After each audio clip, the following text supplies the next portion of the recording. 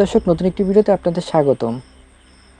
আমি জানি এই ঘটনাটা কতটা সত্য এবং ইতিমধ্যে প্রশ্ন উঠে আসছে, কারণ আগেও দেখা গেছে যখন শেখ হাসিনা বাংলাদেশের প্রধানমন্ত্রী ছিলেন এবং ইউরোপ বা আমেরিকা কোনো দেশ সফর করতে যেতেন, তখন বিএনপি, জামায়াত ইসলাম কিংবা বিভিন্ন সংগঠন নেতাকর্মীরা সেখানে গিয়ে নানান ধরনের কর্মসূচি পালন করতেন, যেমন বিক্ষোভ,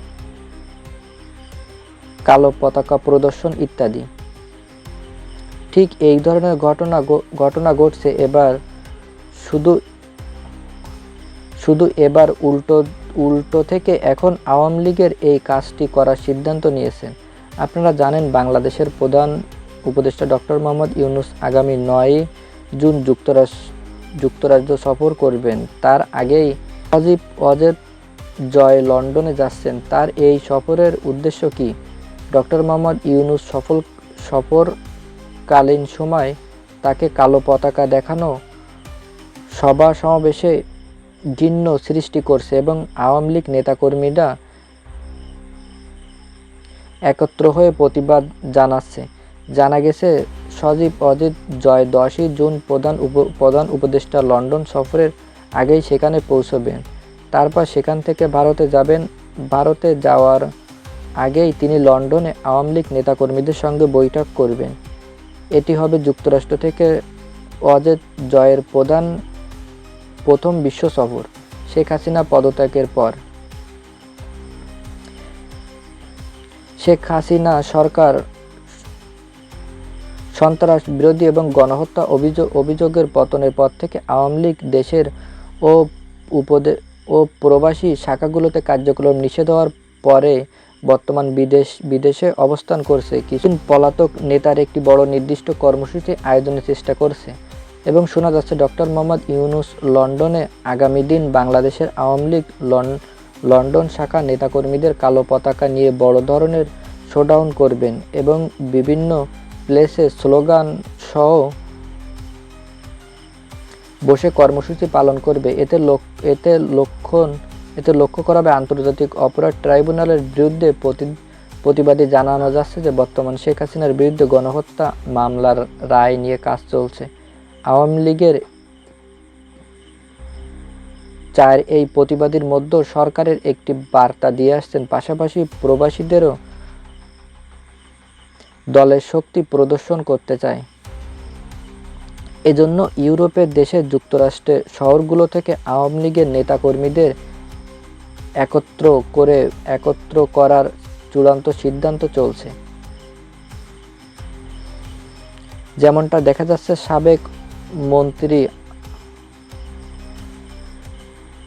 আব্দুল নূর, সাবেক পররাষ্ট্র মন্ত্রী হাসান মাসুদ, সাবেক নৌপরিবহন প্রতিমন্ত্রী খালেদ মাহমুদ চৌধুরী, সাবেক প্রতিমন্ত্রী শরীফুল রহমান, সাবেক ভূমিমন্ত্রী সাইফুলুজ্জামান চৌধুরী বর্তমান লন্ডনে রয়েছে। সাবেক মন্ত্রী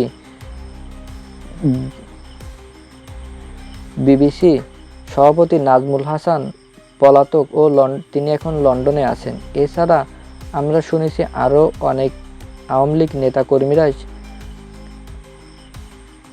নেতাকর্মীরা লন্ডনে সেখানে বসে আছে। কিন্তু প্রশ্ন হচ্ছে, এর মাধ্যমে আসলে কি প্রকাশ পাবে? আমার মনে হয় না এই কর্মসূচি থেকে খুব বড় কোনো অর্জন হবে না।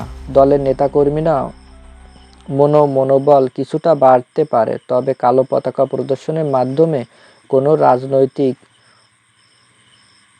অর্জন আসবে বলে আমার মনে হয় না।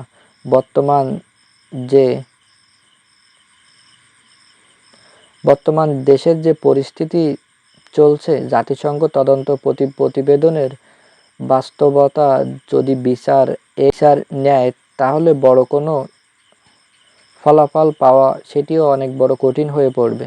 তবুও রাজনৈতিক দলগুলো কখনো হাল ছাড়বে না। তারা তাদের মতো করে সামনের দিকে এগিয়ে যাবে এবং এটি শেষ দেখে ছাড়বে। তবে এটাও শোনা যাচ্ছে যে লন্ডনে অবস্থান অন্যান্য রাজনৈতিক দলগুলো ডক্টর মোহাম্মদ ইউনূসকে স্বাগতম জানাতে পাল্টা কর্মসূচি প্রস্তুতি নিচ্ছে। তবে এখন একটি সবথেকে বড় প্রশ্ন, এই রাইট নাও কর্মসূচিতে কে বা কারা জড়িত হবে, কারণ বিএনপির পক্ষ থেকে ডক্টর মোহাম্মদ ইউনূসের প্রতি কিছুটা ক্ষোভ রয়েছে। তবে আমরা সাধারণত জামায়াত ইসলাম বা এনসিবির কিছু সমর্থক বা কর্মী সেখানে ইতিবাচক সমর্থক দিতে পারে। দেখা যাক শেষ পর্যন্ত কি ঘটে। বন্ধুরা, ভিডিওটি ভালো লাগলে অবশ্যই ভিডিওটিতে একটা লাইক দিয়ে, আপনি আমার চ্যানেলে নতুন হলে অবশ্যই চ্যানেলটি সাবস্ক্রাইব করে পাশে থাকবেন। দেখা হচ্ছে পরবর্তী আরেকটি ভিডিও। ততক্ষণ ভালো থাকুন, সুস্থ থাকুন। এত সময় আমাদের সাথে থাকার জন্য অসংখ্য ধন্যবাদ।